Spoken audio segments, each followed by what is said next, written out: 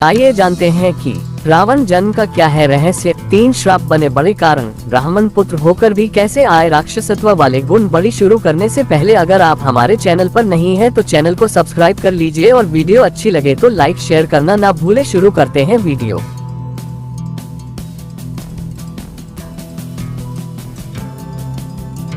Welcome to my channel Story of Daryl। महर्षि विश्रवा से विवाह के बाद कैशी ने वीभत्स राक्षस रूपी पुत्र को जन्म दिया, जिसके 10 सिर थे। उसके शरीर का रंग काला और आकार पहाड़ के समान था। महर्षि विश्रवा ने सबसे बड़े पुत्र का नाम दशग्र रखा, जो बाद में रावण के नाम से तीनों लोकों में जाना गया। लंकापति रावण महाज्ञानी पंडित था। रावण के अंदर सत्व, रज और तम तीनों ही गुण विद्यमान थे। उसमें तमोगुण सबसे अधिक और सत्व गुण सबसे कम था। वाल्मीकि रामायण के अनुसार रावण पुलत्स्य मुनि के पुत्र महर्षि विश्रवा और राक्षसी कैशी का पुत्र था। ऐसा माना जाता है कि उसका जन्म 3 श्राप के कारण हुआ था। एक श्राप संक्रादिक बाल ब्राह्मणों ने दिया था। इसी तरह अलग अलग जगह 2 श्राप का और भी जिक्र मिलता है। तो आइए सबसे पहले जानते हैं रावण के जन्म के पीछे का रहस्य और एक ब्राह्मण पुत्र होने बाद भी रावण में राक्षसत्व वाले गुण कैसे आए। वाल्मीकि रामायण के अनुसार पौराणिक काल में माली, सुमाली और मलेवन नाम के 3 क्रूर दैत्य भाई हुआ करते थे। इन तीनों ने ब्रह्मा जी की घोर तपस्या की, जिससे प्रसन्न होकर ब्रह्मा जी ने उन्हें बलशाली होने का वरदान दिया। वरदान मिलते ही तीनों स्वर्गलोक, पृथ्वीलोक और पाताललोक में देवताओं सहित ऋषि मुनियों और मनुष्यों पर अत्याचार करने लगे। इनका अत्याचार जब काफी बढ़ गया तब ऋषि मुनि और देवतागण भगवान विष्णु के पास गए और उनसे तीनों दैत्य भाइयों के अत्याचार की व्यथा सुनाए। इस पर भगवान विष्णु ने कहा कि मैं इन दुष्ट राक्षसों का अवश्य विनाश करूंगा। उधर ये बात जब माली, सुमाली और मलेवन ने सुनी तो उन्होंने अपनी सेना को लेकर इंद्रलोक पर आक्रमण कर दिया। इस पर भगवान विष्णु इंद्रलोक आकर राक्षसों का नरसंहार करने लगे। भगवान विष्णु रण क्षेत्र में आने के कुछ क्षण बाद ही सेनापति माली सहित बहुत से राक्षस मारे गए और शेष लंका की ओर भाग गए। उसके बाद शेष बचे हुए राक्षस सुमाली के नेतृत्व में लंका को त्याग कर पाताल में जा बसे। बहुत दिनों तक सुमाली और मलेवन अपने परिवार के साथ पाताल में ही छुपा रहा।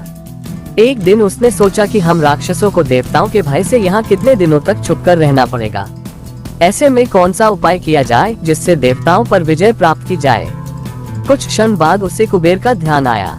तब उसके मन में ये विचार आया कि क्यों न वो अपनी पुत्री का विवाह ऋषि विश्रवा से कर दे, जिससे उसे कुबेर जैसे तेजस्वी पुत्र की प्राप्ति आसानी से हो जाएगी।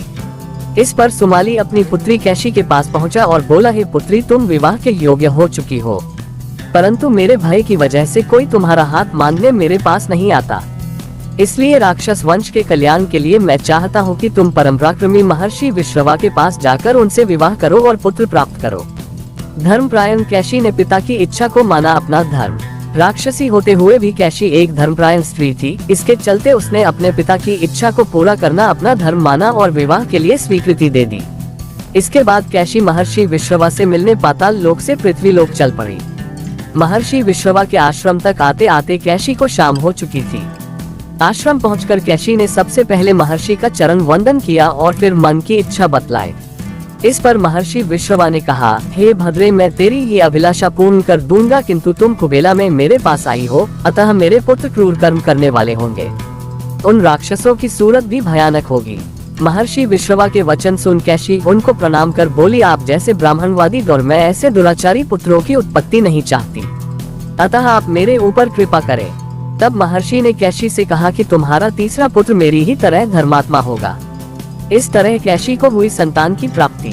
महर्षि से विवाह के पश्चात कैशी ने वीभत्स राक्षस रूपी पुत्र को जन्म दिया, जिसके 10 सिर थे। उसके शरीर का रंग काला और आकार पहाड़ के समान था। इसलिए महर्षि विश्रवा ने कैशी के सबसे बड़े पुत्र का नाम दशग्र रखा, जो बाद में रावण के नाम से तीनों लोकों में जाना गया। उसके बाद कैशी के गर्भ से कुंभकर्ण का जन्म हुआ। उसके समान लंबा चौड़ा दूसरा कोई प्राणी न था। तदंतर बुरी सूरत की सुपर्णखा उत्पन्न हुई। सबके पीछे कैशी के सबसे छोटे पुत्र धर्मात्मा विभीषण ने जन्म लिया।